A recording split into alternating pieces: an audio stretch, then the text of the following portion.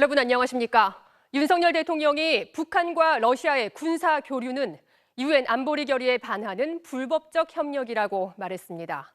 북러 정상회담 이후 윤 대통령이 내놓은 첫 메시지인데요.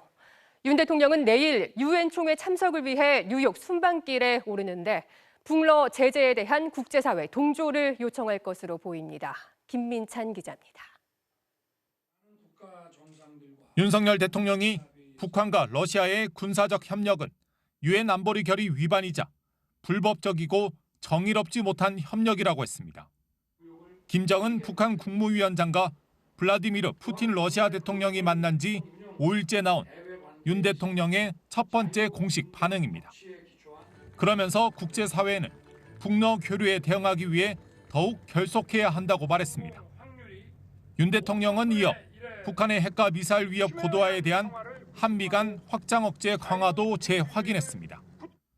북한의 어떠한 핵 공격도 한미의 즉각적, 압도적, 결정적 대응에 직면하게 될 것이라며 북한 정권의 종말로 기결될 것이라고 말했습니다. 윤 대통령은 중국의 역할도 강조했습니다. 북러 밀착에 복잡해진 중국과의 거리를 좁히려는 듯 한미일은 특정 국가를 배제하지 않는다며 중국의 책임 있고 건설적인 역할이 중요하다는 인식을 공유한다고도 말했습니다. 윤 대통령은 이 같은 메시지를 이번 주 뉴욕에서 열리는 유엔 총회에 참석해 강조할 예정입니다. 대한민국이 2024-25년 임기 안보리 비상임 이사국으로서 국제적 연대가 필요한 안보 문제에 관해 글로벌 리더십을 발휘하겠다는 의지를 천명할 것입니다.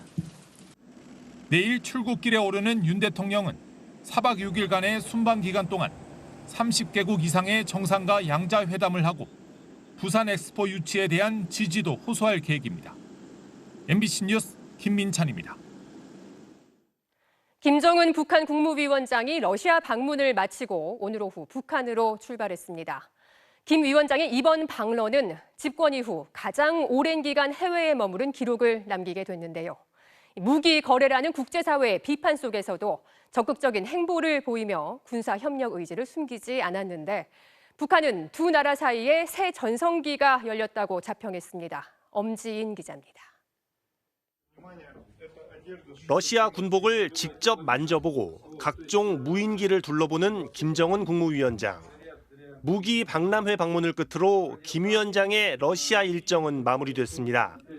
앞서 잠자는 숲속의 미녀 발레 공연을 보고 연해주 아쿠아리움도 찾았지만 김 위원장은 마지막까지 철저하게 군사 협력에 초점을 맞췄습니다. 지난 10일 평양을 출발해 집권 이후 가장 오랜 기간 해외에 머문 김 위원장은 우주기지에서 푸틴 대통령을 만나고 전투기 공장과 군용 비행장, 태평양 함대 기지를 차례로 둘러보며 속내를 숨기지 않았습니다. 5,000km 넘는 거리를 열차로 다녔고 숙박도 전용 열차 안에서만 해결했습니다. 무기 거래라는 비판을 의식해 결과를 공개하지 않았을 뿐 북한산 탄약이 시급한 러시아를 상대로 위험한 거래를 적극 과시한 셈입니다. 탄약 수출로 경제적 이득을 얻고 더 나아가서 위성이나 미사일 등 첨단 무기로 협력을 확대시킬 수 있어서 장기적으로 북한에게 갈 군사적 이득이 더 커질 가능성이 높은 것으로 분석합니다. 북한은 이번 방문으로 두 나라 사이에 새로운 전성기가 열렸다고 치켜세웠습니다. 무력과 국방안전 분야에서의 전략 전술적 협동과 협조, 호상 교류를 더욱 강화해 나가는 데서 나서는 실무적 문제들에 대한 건설적인 의견을 나누시었습니다. 한미일 압박에 대응하는 북한과 러시아의 밀착이 현실화되면서 이제 국제사회의 시선은 중국을 향하고 있습니다.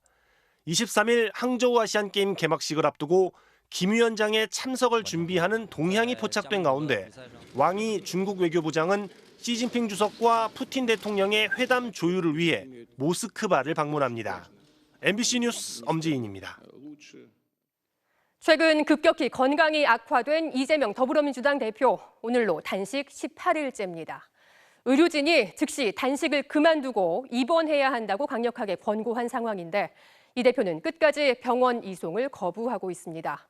국회 연결해서 자세한 상황 알아보겠습니다. 자, 김민영 기자, 오늘 오후 국회에 119 구급대가 출동하기도 했다고요? 네, 민주당 지도부는 오늘 오후 이재명 대표가 즉시 단식을 중단하고 입원해야 한다는 의료진 진단에 따라 119 구급대를 불렀습니다.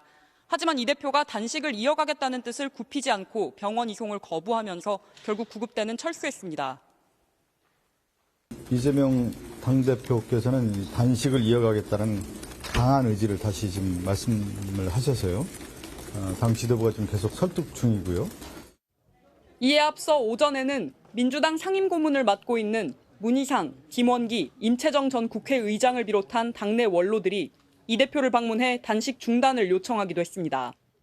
강제적으로라도 빨리 중단시키지 않으면 병원에 안 가면 큰일 난다. 살아야 무슨 싸움도 하고. 현재도 의원들이 당 대표실 앞에서 대기하며 계속해서 단식을 만류하고 있는 상황입니다.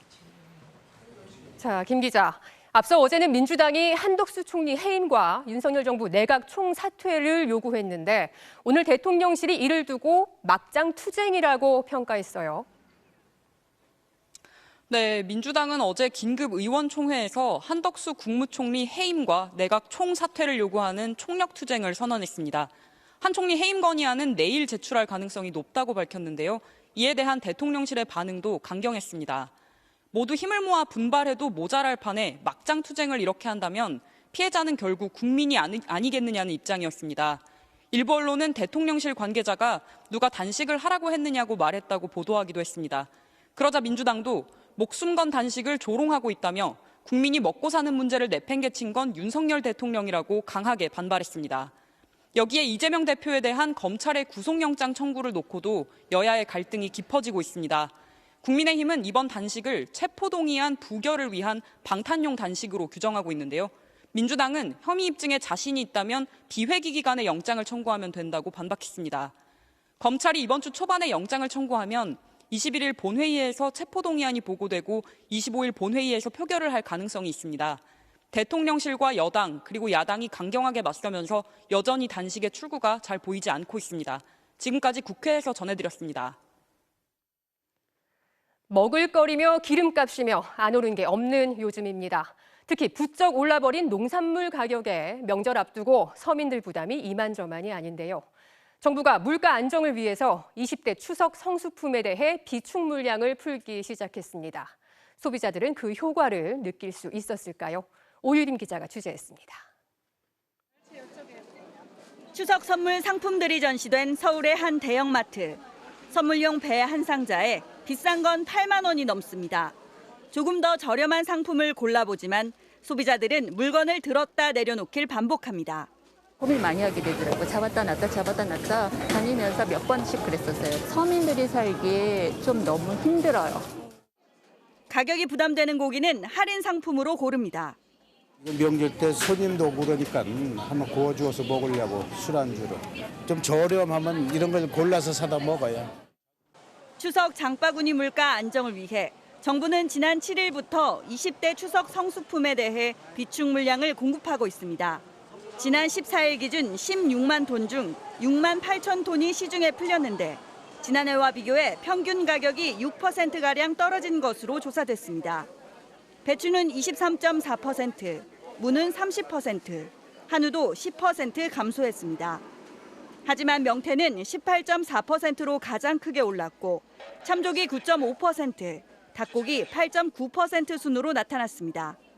현장 점검에 나선 추경호 부총리는 추석 민생안정 대책들이 현장에서 차질 없이 이행되도록 계속 독려해 소비자들의 가격 부담이 낮아질 수 있도록 최선을 다하겠다고 말했습니다. 아직까지는 조금 가격이 부담스러운 수준에 있는 것 같습니다.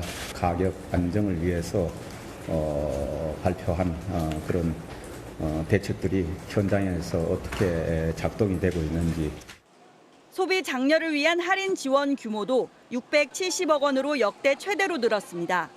마트나 온라인몰에서 장을 보면 정부 할인과 자체 유통망 할인을 더해 20에서 60%까지 할인받을 수 있고 전통시장을 이용하면 기존 20%에서 최대 30%까지 할인 한도가 늘어납니다.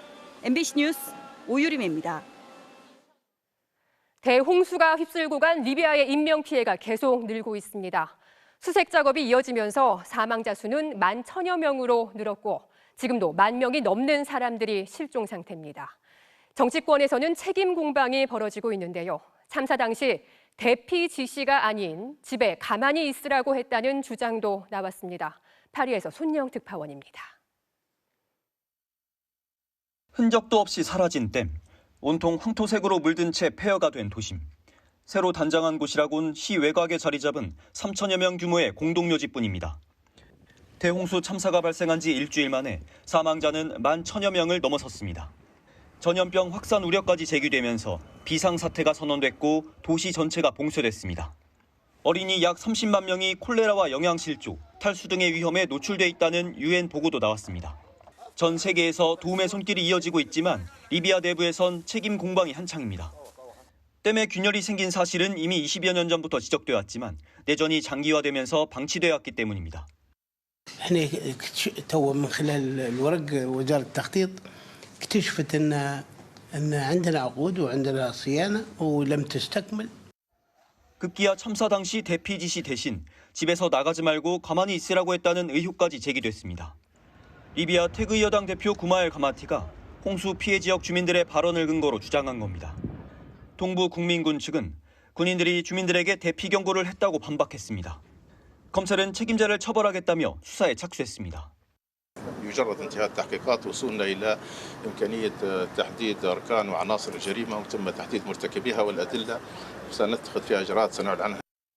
하지만 혼돈에 빠진 리비아에서 조사가 제대로 진행될 거라 기대하는 사람은 많지 않습니다. 수습도, 복구도 안 된 상태에서 정치권이 니 탓 공방만 하는 사이 도시의 창고라는 전염병으로 국민들만 고통받고 있습니다. 파리에서 MBC 뉴스 손령입니다. 최근 중국 정부가 공무원들에게 아이폰 금지령을 내리면서 애플 주가가 떨어지기도 했었죠. 중국 내 판매량이 줄어들 거란 전망이었는데 기우였습니다. 아이폰 15 시리즈 예약 판매가 시작되자마자 일부 모델은 1분 만에 매진됐고 홈페이지는 주문 폭주로 10분 만에 다운됐습니다. 베이징에서 이혜인 특파원이 전해드립니다.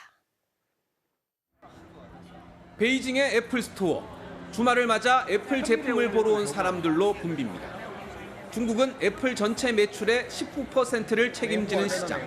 특히 아이폰은 올 1분기 20%의 점유율로 중국 내 스마트폰 판매 1위를 차지했습니다. 用习惯了。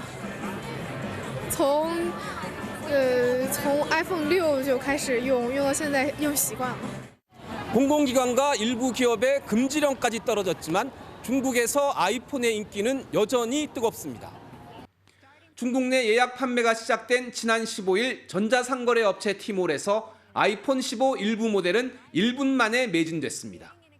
중국 애플 스토어 홈페이지도 주문이 폭주해 예약 판매 시작 10분 만에 다운됐고 30분도 안 돼 준비한 물량이 모두 팔렸습니다.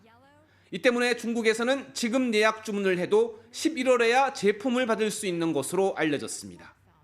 我喜欢用 Apple 的原因是账户隐私保护的比较好，然后就是拍照的风格比较喜欢。 화웨이가 미국의 제재를 뚫고 최근 출시한 스마트폰이 외국 소비 열풍에 인기를 끌면서 신형 아이폰 판매에도 영향이 있을 거란 전망도 있었습니다. 중국 관영 매체인 글로벌 타임스는 이와 관련해 사전 예약만 보면 아이폰 15 시리즈가 인기가 높지만 판매 호조세가 이어질지는 장담하기 어렵다고 주장했습니다. 베이징에서 MBC 뉴스 이혜인입니다. 추석을 앞두고 벌초하러 갔다가 예촉이 날에 베이거나 벌에 쏘이는 안전사고가 끊이질 않고 있습니다.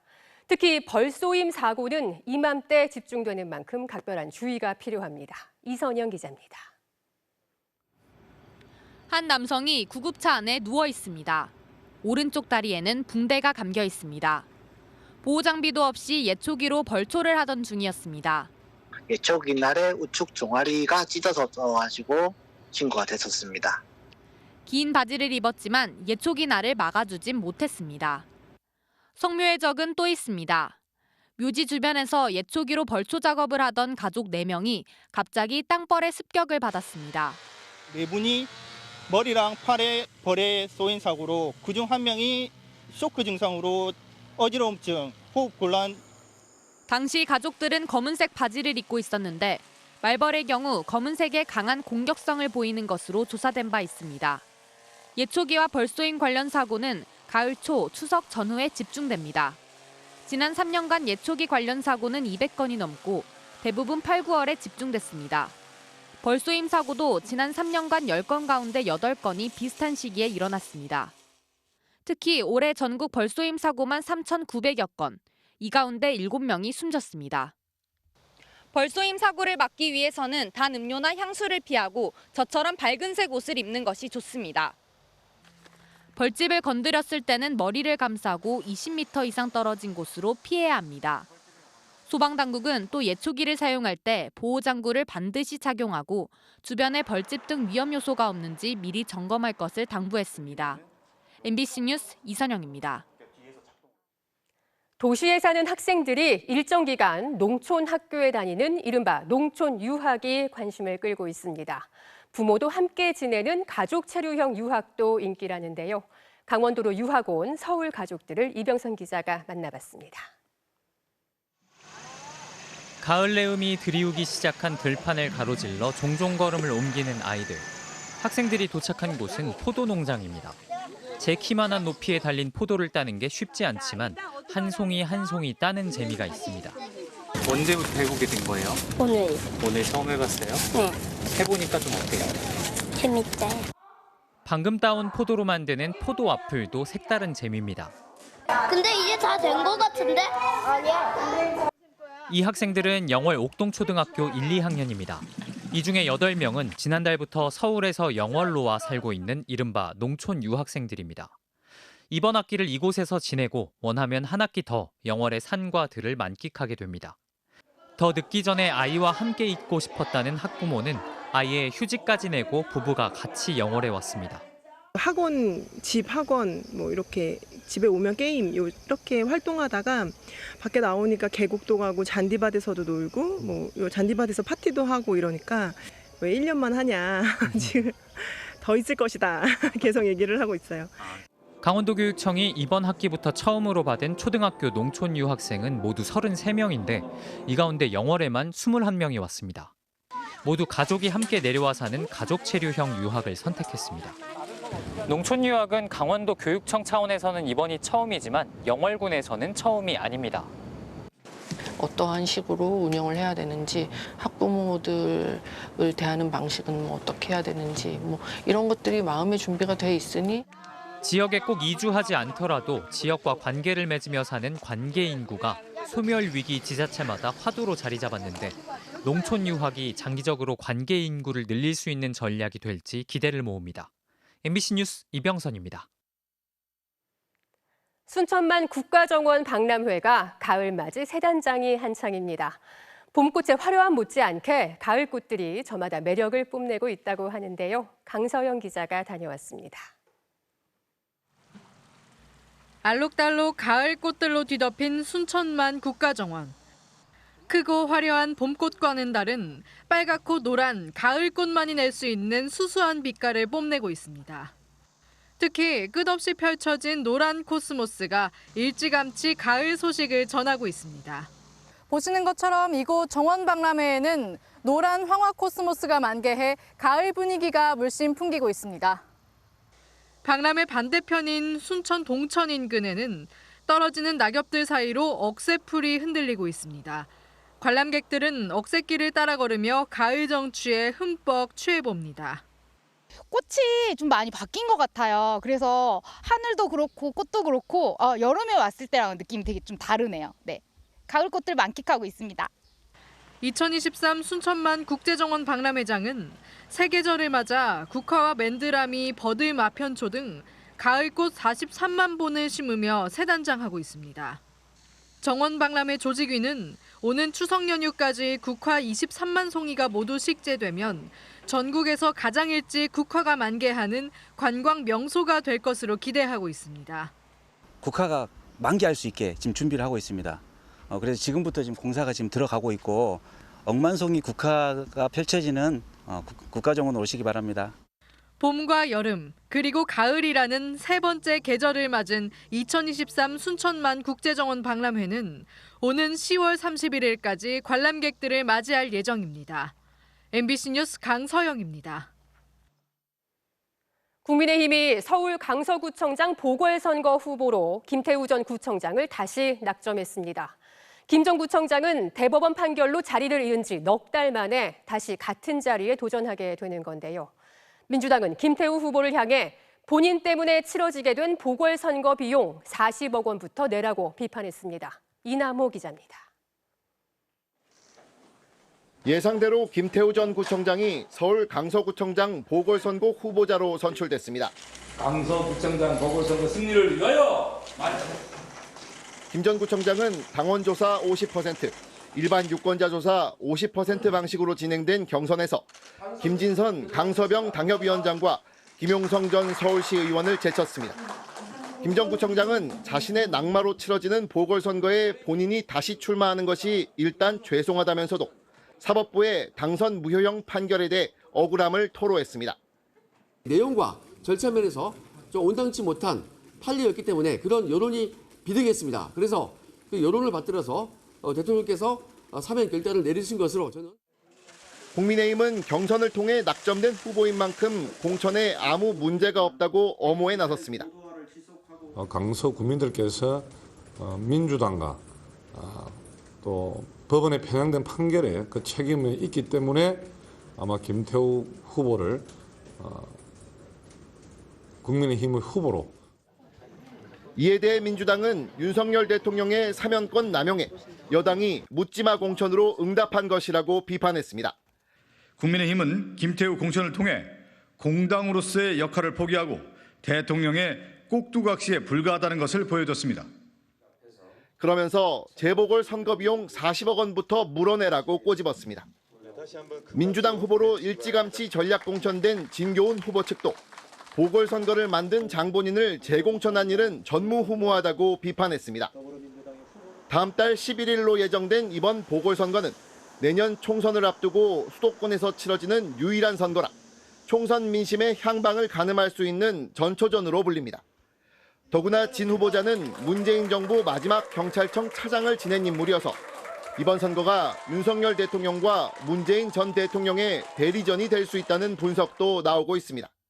MBC 뉴스 이남호입니다.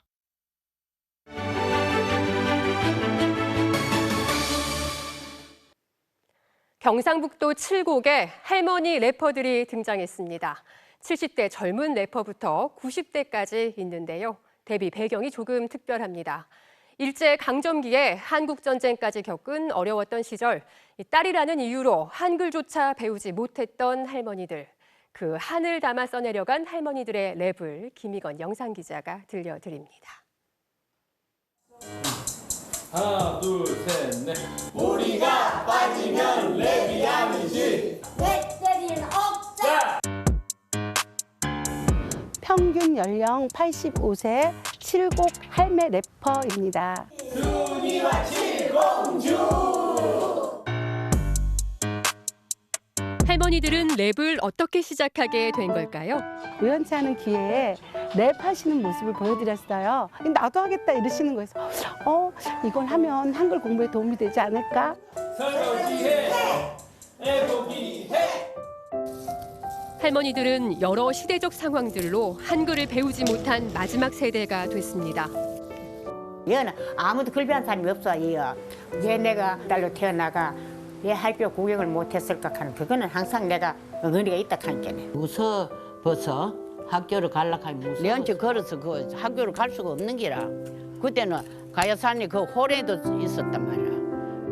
늦게 배운 한글이라 더 애착이 갑니다. 이 밭에 오이 따고 호박밭에 호박 따. 할머니들의 생활 밀착형 랩은 벌써 아이들 사이에서 인기입니다. 고추밭에 고추 따고. 고추밭에 고추 따고. 기분이 너무너무 행복해요. 떠나간 남편을 그리워하는 랩도 준비하고 있다는 박점순 할머니. 아버님한테 또 하시고 싶은 말씀, 노래하면서 그래 무정하게 가가지고 미부가 우리 아버님 립다 내용도 좀 넣고 들깻잎을 전 부쳐서 맛있게 먹으려 했는데 아이고 추인 양반도 떠나고 송년대도 떠나고 나만 했네. 이제 배우지 못한 한이 풀렸냐는 질문에 할머니는 노래로 답합니다. 나의 평생 소원은 한글 공부요. 주소명함 노래 가사 읽을 수 있네. 경로당의 선생님이 기다리신다.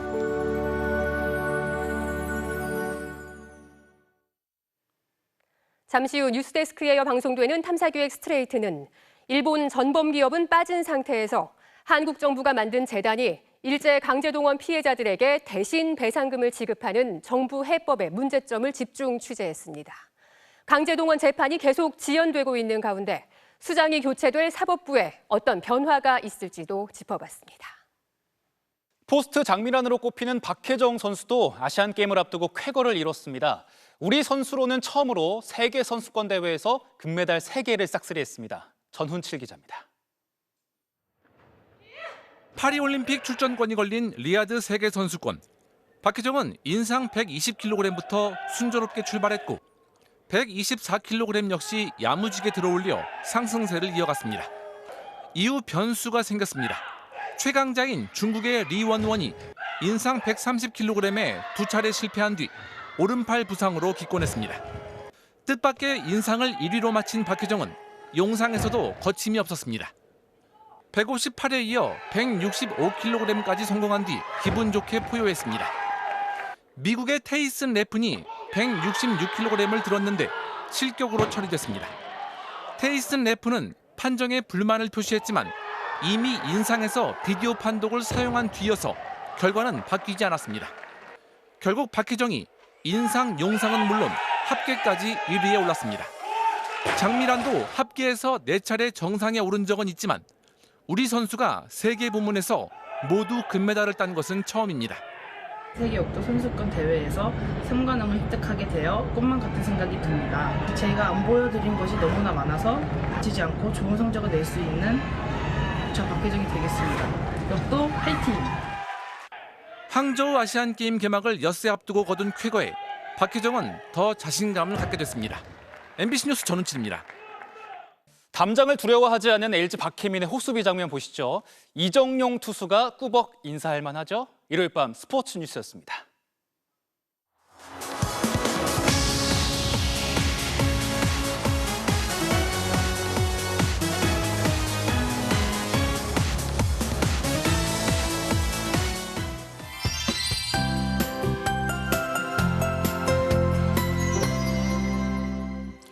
비구름은 동쪽으로 물러났지만 제주 지방에서는 장대비가 이어지고 있습니다. 현재 제주 북동부와 산지 쪽에는 호우특보가 발령 중에 있는데요. 오늘 밤 사이에도 제주와 남해안 지방을 중심으로 많은 비가 예상됩니다. 특히 내일 새벽 시간 경남 해안에는 시간당 최고 40mm 안팎의 매우 세찬 비가 또 집중될 거로 보이니까요. 추가 피해 없도록 조심하셔야겠습니다.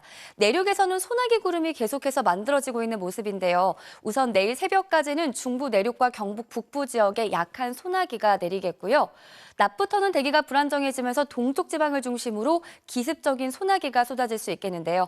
예상 지역은 경기 북동부와 강원, 충북 북부와 영남, 제주 지방입니다. 또 높은 산지에서는 우박이 떨어질 가능성도 있어서 주의하셔야겠습니다. 밤사이 대부분 지역에서 안개가 짙어져 출근길 가시거리가 200m 아래까지 좁혀질 수 있겠습니다. 내일 아침 기온 보시면 서울을 비롯한 전국이 22도 안팎의 분포를 보이겠고요. 낮 기온은 서울이 28도, 남부지방은 30도 안팎까지 올라 덥겠습니다. 화요일인 모레는 경기 북부에 주 중후반에는 남쪽에 또다시 가을비가 지나겠고요. 이번 주는 갈수록 아침 공기가 선선해질 전망입니다. 날씨였습니다. 일요일 뉴스데스크 여기서 마치겠습니다. 저는 다음 주말에 다시 찾아뵙겠습니다. 고맙습니다.